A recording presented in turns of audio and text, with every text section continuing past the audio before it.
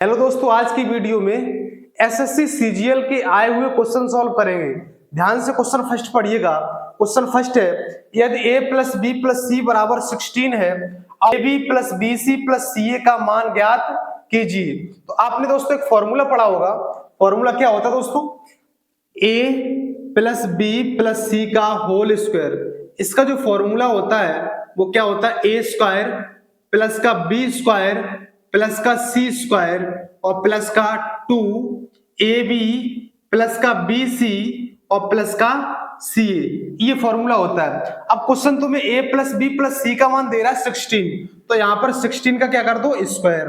ठीक है, बराबर a square B square C square का जो मान दिया गया है वो 90 दिया गया है, प्लस का 2ab प्लस का bc और प्लस का CA का मान पूछ रहा है। अब आप यहाँ क्या करेंगे? 16 का स्क्वायर कितना हो जाएगा? 256 हो जाएगा, बराबर 90 प्लस का 2AB और प्लस का BC और प्लस का CA। अब देखो 256 में से 90 माइनस करेंगे तो कितना आ जाएगा? 90 माइनस करेंगे तो आ जाएगा यहाँ 166 आ जाएगा, बराबर ये देखो यहाँ पर 2A प्लस यहाँ क्या हो जाएगा? सॉरी, AB हो जाएगा ना, AB प्लस का BC और प्लस का CA। ठीक है, अब देखो 2 से काट देंगे, 2 8 जा 16, 2 3 जा 6 हो जाएगा। इसका मतलब यहां से क्या निकला? AB और BC और CA का मान कितना निकल आया? 83। इसका दोस्तों ये करेक्ट आंसर हो जाएगा। अगला दोस्तों क्वेश्चन पढ़िएगा। अगला क्वेश्चन है, यदि 7b माइनस का 1/4b बराबर 7 है तो 16b स्क्वायर प्लस का 1/49b स्क्वायर का मान ज्ञात कीजिए। तो देखो दोस्तों यहाँ पर क्या दिया गया आपको? 7b और माइनस का 1 और यहाँ पर 4b बराबर आपको कितना दिया गया? 7 दिया गया। अब क्वेश्चन तुमसे पूछ क्या रहा है? यहाँ क्वेश्चन पूछ रहा है 16 क्या पूछ रहा है? ए स्क्वायर नहीं, B square, sorry, 16b square plus का 1/49 v स्क्वायर का मान पूछ रहा है। तो इसको कैसे निकालेंगे? ध्यान से देखिएगा। इसको ऐसे निकालेंगे, इन दोनों में क्या करो? दोनों पक्षों में मैं क्या कर रहा हूं? 4/7 का मल्टीप्लाई कर दे रहा हूं। दोनों पक्षों में 4/7 का जैसे ही मल्टीप्लाई करेंगे तो अब आप देखो 7 से 7 कट जाएगा, 4 का इससे मल्टीप्लाई होगा, क्या हो जाएगा?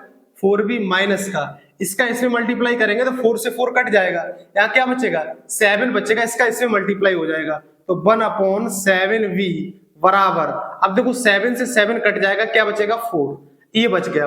अब यहाँ पर दोनों पक्षों का स्क्वायर कर दे रहा हूं। दोनों पक्षों का जैसे ही स्क्वायर करेंगे तो यहाँ से क्या निकल के आ जाएगा? देखो यहाँ a माइनस बी का होल स्क्वायर लगा दो, फॉर्मूला a स्क्वायर तो 4b का स्क्वायर कितना हो जाएगा? 16b स्क्वायर और प्लस का b स्क्वायर, तो इसका स्क्वायर कितना हो जाएगा? 1/49b स्क्वायर और माइनस 2ab, a की जगह क्या है? 4b और b की जगह क्या है यहाँ पर? 1/7v और बराबर यहाँ 4 का स्क्वायर कितना हो जाएगा? 16। अब देखो b से भी काट दो, यहां से देखो 16b स्क्वायर और प्लस का 1/49v स्क्वायर बराबर निकालेंगे आप, b स्क्वायर बराबर निकालेंगे तो 16 और ये देखो यहाँ पर हो जाएगा प्लस, ये देखो 4 2 जा 8/7 माइनस का है, इधर आके किसका हो जाएगा? प्लस का। अब देखो जैसे इसको सॉल्व करोगे तो यहाँ पर एलसीएम लोगे 7 हो जाएगा, 16 7 112 और 8 कितना हो जाएगा?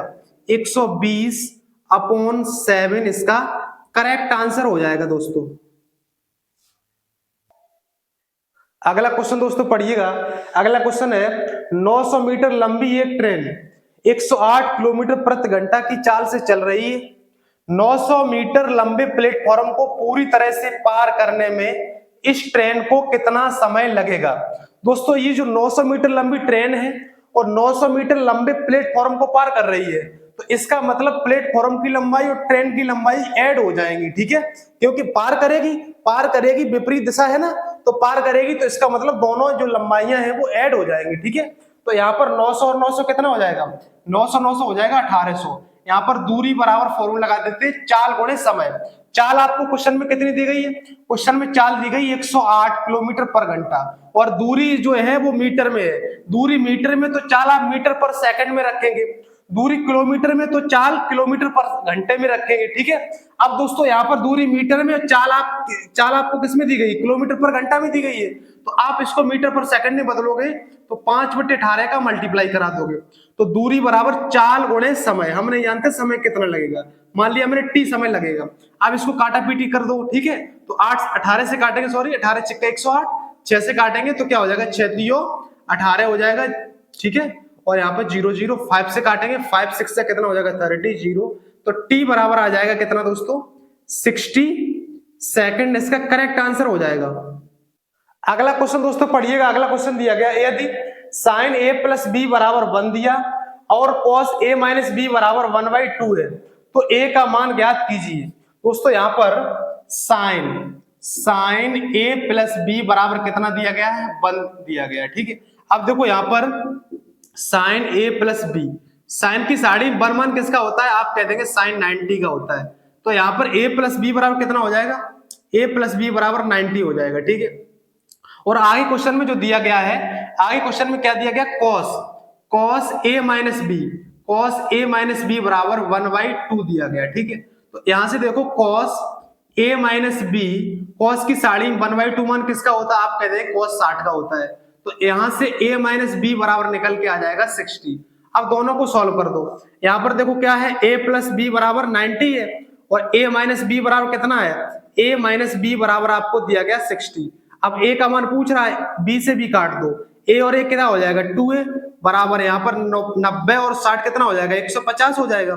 a बराबर जैसे ही निकालेंगे तो कितना आ जाएगा 75, इसका करेक्ट आंसर हो जाएगा। अगला क्वेश्चन दोस्तों पढ़िएगा। अगला क्वेश्चन है 6 की पावर 25 प्लस 6 की पावर 26 प्लस 6 की पावर 27 प्लस 6 की पावर 28 निम्न में से किस संख्या से विभाज्य है। तो अब आप यहाँ देखो, यहाँ पर 6 की पावर क्या है 25 और प्लस का 6 की पावर 26 और प्लस का 6 की पावर 27 और प्लस का क्या है 6 की पावर 28 तक दिया गया, ठीक है। अब देखो सब में से कॉमन ले लो, सब में से कॉमन क्या मिला 6 की पावर 25, यहाँ क्या बचेगा, यहाँ बचेगा 1 और यहाँ क्या बचेगा 6 की पावर 1 और यहाँ पर 6 की पावर 2 बचेगा और यहाँ बचेगा 6 की पावर 3 बचेगा, ठीक है।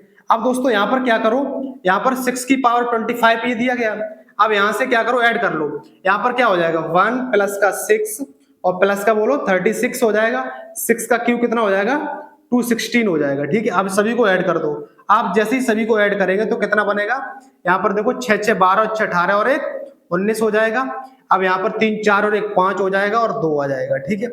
इसका मतलब क्या बन गया 259। अब ये कह रहा है किससे विभाज्य है, तो आप यहाँ खुद देख सकते हो 259 से विभाज्य है। तो इसका किस ऑप्शन में है 259, दूसरे ऑप्शन में, दूसरा ऑप्शन इसका करेक्ट हो जाएगा, ठीक है दोस्तों। तो अगला क्वेश्चन पढ़िएगा। अगला क्वेश्चन है 8 पुरुष एक कार्य को 45 दिन में पूरा कर सकते हैं, 8 महिलाएं उसी कार्य को 18 दिन में पूरा कर सकती हैं। 5 पुरुष और 8 महिलाएं मिलकर उसी कार्य को कितने दिन में पूरा करेंगे। तो देखो दोस्तों 8 पुरुष, यहाँ लिख लेंगे 8 मैन जो है वो किसी कार्य को 45 दिन में खत्म करते हैं, ठीक है।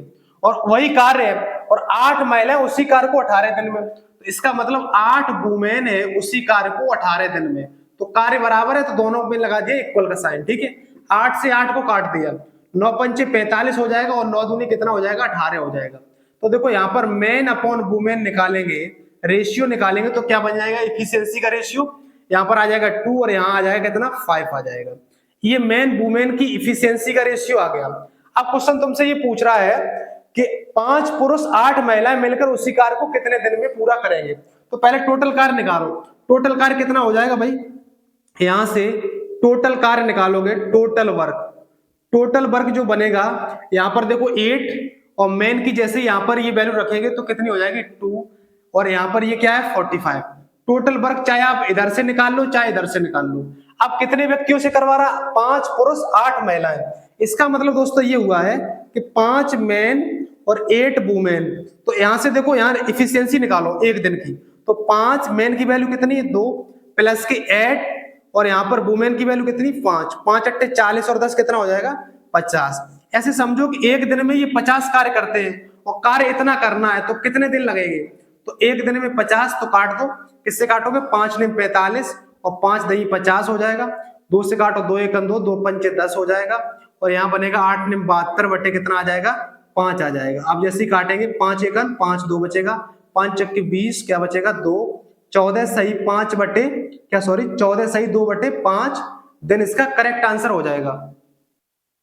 अगला क्वेश्चन दोस्तों पढ़िएगा। अगला क्वेश्चन है, यदि चार संख्याएं 39, 117, 17 और 22 समानुपात में है तो 22 का मान ज्ञात कीजिए। तो देखो दोस्तों यहाँ कॉन्सेप्ट क्या होता है, चार संख्याएं आपको दी गई है ए और रेशियो बी, ठीक है, और यहाँ पर समानुपात, ठीक है, सी रेशियो डी। जब आपको ऐसी कंडीशन दी जाए तो आप कंडीशन लगाएंगे ए अपॉन बी और बराबर सी अपॉन डी लगा देंगे, ठीक है। इसी कॉन्सेप्ट से क्वेश्चन सॉल्व कर देंगे। ये चार संख्या समानुपात में दी गई है तो आप क्या करेंगे ए अपॉन बी, तो इसका मतलब 39 बट्टे कितना हो जाएगा 117 हो जाएगा, बराबर अब आपको दिया गया कितना 17 और चौथी मान लो आप 22।